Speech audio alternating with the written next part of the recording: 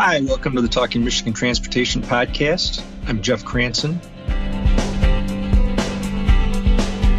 Today, I'm going to be talking about a topic that's near and dear to the hearts of anybody interested in transportation and mobility and who cares at all about equity in that area. It involves a great program that was launched just this week to help provide rides and better transportation access to military veterans, and it fits into a broader plan to find ways to connect people who might be in various vulnerable populations with transportation. The announcement this week was made by the company Feonix Mobility Rising in partnership with various agencies that advocate in this area, including Disability Advocates of Kent County. The executive director there, Dave Bulkowski, will join the podcast for the second portion. First, I'll be speaking with Valerie Lefler, who is the founder and executive director of Feonix, and she's very passionate about this issue. She's done a great job in a short amount of time already to move the needle in terms of helping people find transportation, especially people that otherwise are challenged to do that. So again, today I'm with Valerie Lefler, who is the founder and executive director of Feonix Mobility Rising. Valerie, thanks for taking time to be here. Thank you so much for having me, Jeff. It's a pleasure. So let's start with the most basic question, because it's obviously part of the metaphor for Feonix and Rising. Why is it spelled with an F? So Feonix is spelled with an F for one of the main reasons is for SEO optimization and also usability of finding things in the App Store. In a previous life, I had a tech startup that had a very generic name, and when people would search it in the App Store and things like that, it was on like version 4, and so or page 4. And so this just enables us to, when people look for Feonix, they can find it quickly in Google and also the App Store. That makes a lot of sense. So here's what I really like, the basic distillation of your background and I guess, inspiration says that you are on a lifelong mission to make mobility equity a reality around the world. Wife, mother, half-decent baker. We can talk about baking another time, but tell me what drives you in this passion. I mean, part of it obviously is faith and spiritual, but beyond that, what makes you so focused on this? Yeah, I think, as you said, my faith is a big part of this journey and definitely just kind of have been fortunate to learn, why I'm here on earth, if you will. So I found my calling at a young age, but it's also interconnected with literally every type of resource that we need to access as humans. It doesn't matter how good the doctors are if you can't get there. It doesn't matter how good your teachers are at their job if the student can't get to school. All of these things, how we live, how we thrive, are impacted by transportation. And growing up on a dairy farm, my parents built in my DNA from the time that I could walk that your purpose on earth is about giving back. And so for me to find my passion in transportation, knowing that every day I wake up and the work that I do supports hundreds and thousands of individuals who are seeking to live their best life, and whether that be work or employment or healthcare, it's just a passion. And I'm just really fortunate to know that that's what I'm supposed to do with my life. So there's a lot of components to this and, different kinds of people. I guess the one thing that they all share in common is challenges in finding, reliable transportation and just the sense of freedom, independence that we all take for granted, that I can get someplace when I need to. This week's component was focused on veterans, but you obviously are very interested in poor people or the people that don't have the means to afford their own transportation and maybe don't have good access to transit, which is a problem in a lot of Michigan cities and rural areas especially. And then there's the disability component, which overlaps some, especially with veterans. But could you talk about how your mission is about all those things? Absolutely. So Feonix's mission is mobility solutions for the health and well-being of every person in every community. And one of the things that we really focus on is filling in the gaps. So we love to partner with public transit agencies. We currently public partner with over 18. We love to partner with small businesses and taxis and corporate businesses in providing and filling those rides. We bring volunteers into that equation to even fill even more gaps. I think one of the analogies that I often use is Feonix seeks to be the Flexi-Seal of the mobility ecosystem, filling in the gaps and the crevices, and really supporting those who need that additional assistance when community partners may not have the bandwidth or the expertise to provide that level of support. So, for example, let's take a veteran who was recently diagnosed with cancer, and his wife has macular degeneration and is unable to drive, and his children live in Florida and New York. And he would never bother them because he wants them to be successful. So trying to get his kids involved is not going to happen. He doesn't want to be a burden to his family, but he has 58 appointments of chemotherapy and radiation to attend. And that cancer nurse or the social worker at the cancer treatment facility, she can have some resources to support him, but helping that veteran get connected with, the different transportation providers. So, for example, maybe he can use the bus for the first couple weeks. But then as that starts to set in, he begins to feel weaker, his immune system gets reduced, then maybe you need assisted transportation, or maybe you just need your own ride. So maybe an Uber or a taxi is a good option, or ride your way. And then, you get to a certain point where you might need a wheelchair, and then you need accessible transportation. And so for us, being able to support our nation's heroes, our older adults, refugees, reentering citizens, families in poverty who are trying to be well, who are trying to seek a job, like that's another skill set. And I think our work as part of the technology is also that human element. So part of the work that we're doing also involves this new role called a mobility navigator, which is kind of like a cross between a travel agent and a community health worker, where they take that person's journey, whether that be, I need to get to work 5 days a week, or I need to get to chemo, or I need to get to, my child needs to see a specialist to get allergy shots, and the nearest specialist that offers those resources is 3 counties away. Those community partners know there's a need, but there's no bandwidth in their existing 17 jobs that they have to specialize in that. And so we take that on. So we're really about, we're not necessarily trying to solve transportation challenges for business travelers or for folks who are, going to and from the airport, or, commuting back and forth just day to day for, the good of humanity, but folks who are really like, I have other challenges that I need support with, or I just don't know even where to begin. And so we can provide that additional support.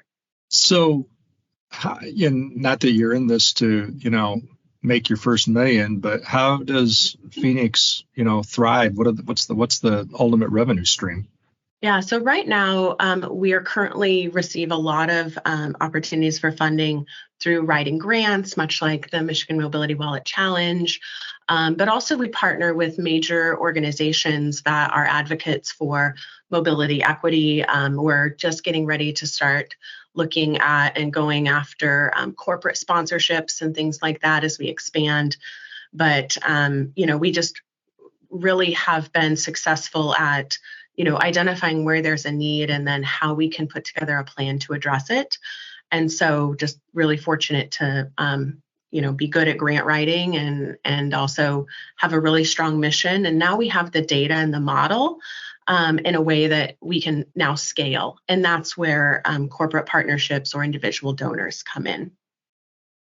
So, talk a little bit about going from a nascent tech startup, of which obviously there are many, to, where you are now in terms of, growth and the team and all those things. Yeah, so we started about 5 years ago.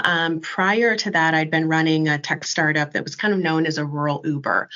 and we were growing, and we just had this exponential impact and trajectory. And then the margins did not work out. And like many small businesses or even tech startups in that space, you've got to be able to keep your margins, especially when you're venture funded. And so many times when I was pitching for venture capital, folks would say, "This is a nonprofit. I think you need to reorganize and go after grants and things like that." And so when the tech startup ended, just really had such passion for what we were doing in the mission. I knew that I wanted to keep going, even though I'd lost pretty much everything. We were homeless. I lost my job. It was a very humbling experience. And it gave me a whole nother level of empathy and understanding for this isn't I'm not in this to make money, but I'm in this to make a difference. And so that whole process of going from a tech startup where it's all about the margins and it's all about earning value for your shareholders to running a nonprofit, leading a team of 30, working across the United States with amazing partners, doing really hard work, but very rewarding work, and being able to support so many individuals, access to healthcare and life-sustaining support, as well as helping individuals get to a point where they can buy their first car or they can buy a house for the first time for their family. And so just has been an honor to be on this journey. Yeah, I think that's a really good point, that all those other things that you're talking about, as you go up Maslow's pyramid, it really starts with having basic mobility and being able to get places, right? So yeah, absolutely. So talk specifically about this week's launch in Michigan and the focus on veterans, and I guess what the vibe was as this thing rolled out across the state. Yeah, absolutely. So Monday we were really excited to launch the Michigan Mobility Wallet Challenge grant in Grand Rapids and Kent County, and then in Jackson County. But that program also includes Hillsdale and Lenawee County and Wayne County. And we had the opportunity to do the launch there in Detroit at New Lab. And it was just, overwhelming to say the least, because to see all of those community partners come forward to support a cause that I'm so passionate about. I have a number of family who are actively serving, and then also in my family have a number of veterans who lost their lives or came home never the same. And I think to show, because so many times the veteran transportation challenges are so complex in how their healthcare ecosystem is structured. We thought if we can, use this opportunity to show how technology can make that possible and easier in not only urban communities, but also rural, we will truly have solved a larger systemic challenge that also impacts other transportation disparity needs. It's like starting with your hardest use case. And then things get easier from there. And it's a lot easier to start there than to try and say, well, let's solve it here, and then we'll retrofit it for the veteran use case, right? So to be able to give back and meet those community partners and celebrate was just an honor. And then we had our very first rider was Danny Gilliam. He's a Purple Heart recipient. And then in Detroit, we had the Tuskegee Airmen Museum vice chair and another veteran from the Marines. And it was just such an honor to hear the stories of the veterans and the community partners and the excitement around what's possible. And just those words of wisdom and support as we get started are invaluable. Yeah, I think it's you can't say enough about this. We, in my former life as a journalist, I supervised a project several years ago where some University of Michigan students, actually some journalism students or some students that were working on a major project, looked at the city of Holland, Michigan, for all kinds of accessibility standards and just kind of spent a week looking at various things, everything from public buildings to restaurants to sidewalks, and the challenges for somebody that uses a wheelchair or otherwise, has a disability to get around. And we call that one Access for All. And it's still it's still a driving concept for much of what we all do. Yeah, absolutely. I mean, it's like if you want to get me excited, talk about sidewalk infrastructure, Jeff. Like, we have buses all over the place, but there aren't sidewalks to get to them, or there's not lighting. So if my 12-year-old daughter needs to ride the bus, am I going to ask her to wait in the dark for 30 minutes for the bus to come? And especially if I live in a community that maybe it's a little dangerous or there's crime, or and so we think about the whole mobility ecosystem, but we have to look at the bigger picture. We have to look at the weather. We have to look at, we were talking with one of the nurses at Henry Ford Health System, and she said, yes, I can give somebody a bus pass, but that doesn't mean that, their children have shoes to walk through the snow and they have warm coats to wait in the weather at, 3 degrees for 25 minutes with the wind blowing, and so it's like we have to, especially when we're supporting individuals who are going through who are experiencing poverty or who have vulnerable immune systems. You cannot discount the impact of the whole person's needs in transportation. So another example is there was a research report that was done about veterans' transportation to the VA back in 2018. I think they looked at over 4 million veterans. So they had this really just all-encompassing data set. And they did some interviews, and one of the veterans talked about how because of the PTSD that he was experiencing, he could not ride the bus because the shaking of the bus over the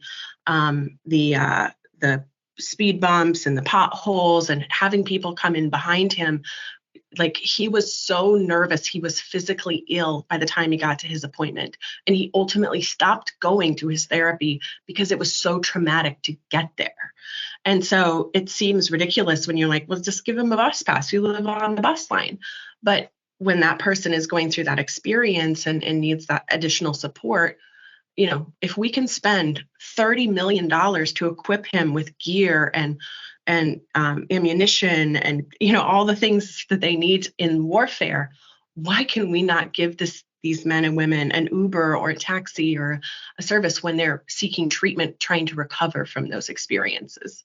Well, and when you talked about, sidewalks and all the various existing challenges, and now we've got yet new modes, scooters everywhere in Grand Rapids where I live, and the, I guess, proliferation of e-bikes. And while Grand Rapids has been pretty progressive, like some other cities in terms of bike lanes and, buffered lanes, protected lanes, there's still a long ways to go. And so all these people are trying to share the sidewalk, and imagine navigating that in a wheelchair. Oh, absolutely. In a wheelchair, or if you are using a cane for support for vision, or even just are using a walker, or crutches. I mean, I spent 23 weeks on crutches at one point in my life. I have a new appreciation for that. But yeah, it really involves a balance and good policy, because I think micromobility does provide value and extreme value in many cases in our mobility ecosystem. But the amount of money that we need to spend on user education and around the safety and the policy surrounding that is dramatically underfunded. And so it really involves, and I think that goes for a lot of mobility projects where we spend so much resources on the tech and the devices and all the pieces of the literal mode, but then all the wraparound education and policy around parking and equity and making sure that we're being mindful of just all of the things that go along with that. Sometimes get shortchanged, or there's hardly any money in the budget. I remember sitting at a shared use mobility summit, and they spent $13 million on the service. And when I asked them what their marketing budget was, it was like 20 grand. And it was like, and then the pilot failed. And you're like, well, the user education should have been about 4 million, you know? And so I think a lot of times we get so excited in the transportation industry about the stuff, we forget about the awareness and the people and how much money and time and energy should be invested in that alongside it. Yeah, that's I've heard from my friends at Disability Advocates of Kent County that they're still getting a lot of interest as the word gets out. And thankfully, Monday's announcements, generated some decent media coverage, but there's still going to be a lot of people who would benefit from this that just don't know about it. So you're absolutely right. Absolutely. Yeah. Well, thank you so much, Valerie, for doing this. And I think we'll talk again at some point down the road to see how these things are going and how, as you expand and some other related services, how that goes. But I certainly appreciate your passion and your commitment to helping the most vulnerable among us. So thank you. It's an honor. Thank you so much, Jeff. I'll be back after a brief message to speak with Dave Bulkowski of Disability Advocates of Kent County. If you need to get out and stretch your legs, don't forget about the annual Mackinac Bridge Walk. Make your plans to attend the walk on Labor Day and take in some of the best views in the state of Michigan on the Mighty Mac. For more information, go to MackinacBridge.org/walk. So as I mentioned earlier, the second segment, I'm going to be speaking with Dave Bulkowski, who is a longtime advocate for these causes and for equity and access for all. He is the executive director of Disability Advocates of Kent County and a very close family friend. Is it okay if I share that, Dave? Hey, that's fine. Sure thing. Talk about talk first about what this week's launch means and how DAKC is involved, and then maybe more broadly about your, I don't want to make you sound old, but your longtime work in this area. Yeah, well, because I'm old, just if I lose my track, please get me back on. Yeah, right. The multiple questions, but the most important thing that this week shows is partnerships and time work. And, it's, as I've been reflecting on this opportunity and what I would share, I mean, that's what I kept going back to. It's, getting to know John Paracchio through the Michigan Council on Future Mobility was just awesome. And then his connectivity to Valerie at Feonix, and just, again, hanging out with people who want to do creative stuff to help other people. You should mention there that John is a board member of Feonix. Yeah, absolutely. Yeah. I mean, he got recruited to the board as he was helping them make connections, throughout Michigan. And again, John is just a fantastic champion for doing something different, because again, the same old isn't working as well as it could be, and it probably would never really worked well in what can get labeled the paratransit environment, meaning the service that complements mainline service. If you can't use the regular bus, mainline bus, paratransit comes alongside. And then in both of those arenas, how can technology help us move forward? Yeah. So anyways, it's just a really cool opportunity this week to launch this new service with Feonix. They have a technology partner that and we got to keep experimenting. And that's, I'm still going to give shout out to MDOT for the creativity and the courage, because if you pave a road and 2 years later something happened and you got to repave a stretch, you might get phone calls, Jeff, right? And yeah, that does happen. More likely they would post something on Facebook. Well, there you go. Let's go to Facebook. But to your point, as you well know, having long served in various capacities in government and in the nonprofit world, everybody says government should operate like a business. And so if you do that and you take chances and try something and fail, then you're widely criticized for being incompetent. But in private industry, that's all part of learning is taking a chance and making a mistake, right? Right. There's a guy that made a couple bucks in Silicon Valley who was from Muskegon, Michigan. And he said the biggest difference between Muskegon and West Michigan and Silicon Valley is here, we're so risk averse. If you have a failure, you're like shunned. But in Silicon Valley, if you don't have 5 or 6 failures, you're shunned because you're not trying hard enough.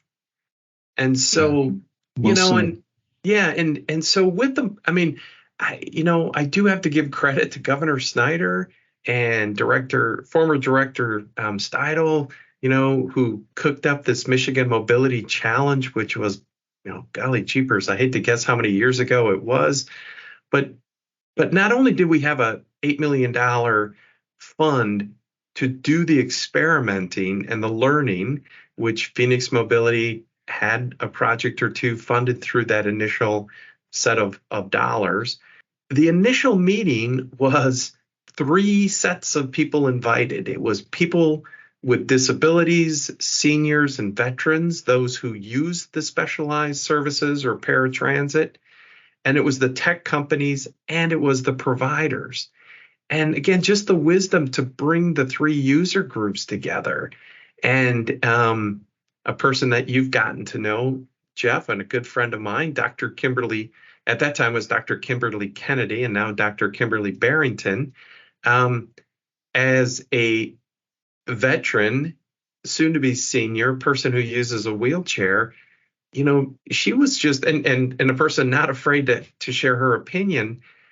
People loved her being in that room because she was telling folks what worked and what didn't work. And so being involved, and then she was on stage with Governor Whitmer when she launched her part of the mobility challenge. So again, kudos to Governor Whitmer to continue to invest in this, and knowing that things can be better. And I'm guessing the lieutenant governor, because he's a tech guy, he's got his fingers in this too. Oh yeah, he would definitely be all about this. I mean, the just the equity imperative alone, but it's also about looking to the future. And even while the governor is very focused now on population and stemming the outflow of Michigan residents and the brain drain, we realize that our population is getting older. And it's why I've never understood why it's so difficult to get a better supportive structure in the legislature for transit when so many of Michigan's rural counties have aging populations and people that need, mobility options. Why is that so difficult? It's the downside of this American rugged individualism, and maybe it will shift, but and this is painting with definitely a big brush, but folks of the great generation, that generation to ask for help you again should be ashamed if you have to ask for help. The baby boomers have a slightly different perspective. So the baby boomers are starting to say, hey, where's my transit services? So I think in the coming years, as the baby boomers really get into retirement age, I think some of that political will be created. That's my hunch. Yeah, I think you might be right. That's a good theory. So we only have a couple minutes left because I know you have to move on. But could you just talk about this week's announcement specifically and how it fits with your mission? Well, I mean, first and foremost, the second half of our mission is to create an inclusive community for everyone. And transportation it was probably a requirement in 99% of the things we do.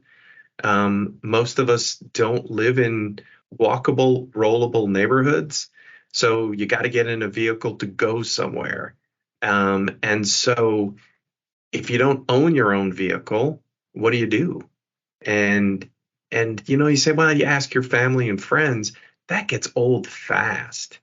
And so to have the freedom that this kind of collaborative service is going to provide is huge. And then the cool part about this is Feonix and their tech partner, it's bringing all options together in one place.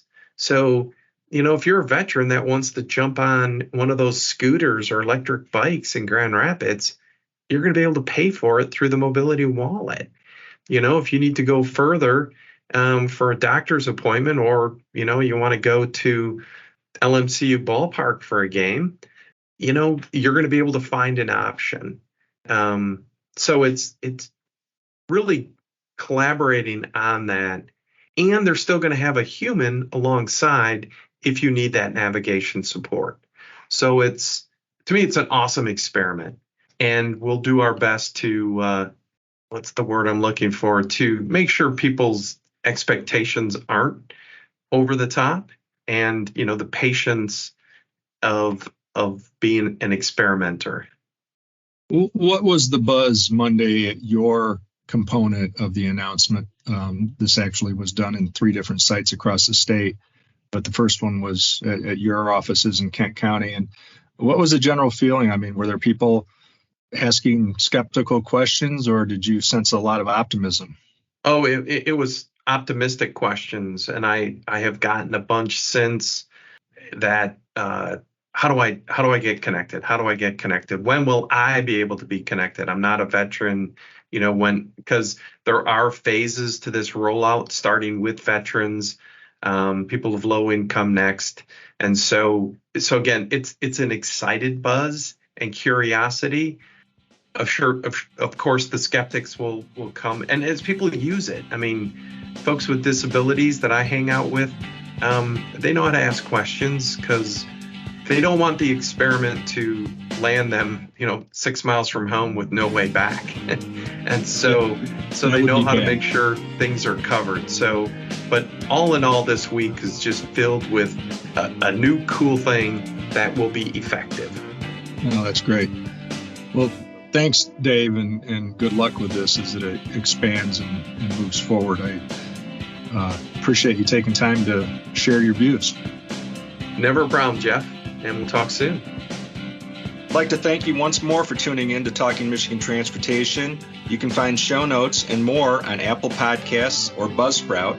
I also want to acknowledge the talented people who help make this a reality each week, starting with Randy Debler, who skillfully edits the audio, Jesse Ball, who proofs the content, Courtney Bates, who posts the podcast to various platforms, and Jackie Salinas, who transcribes the audio to make it accessible to all.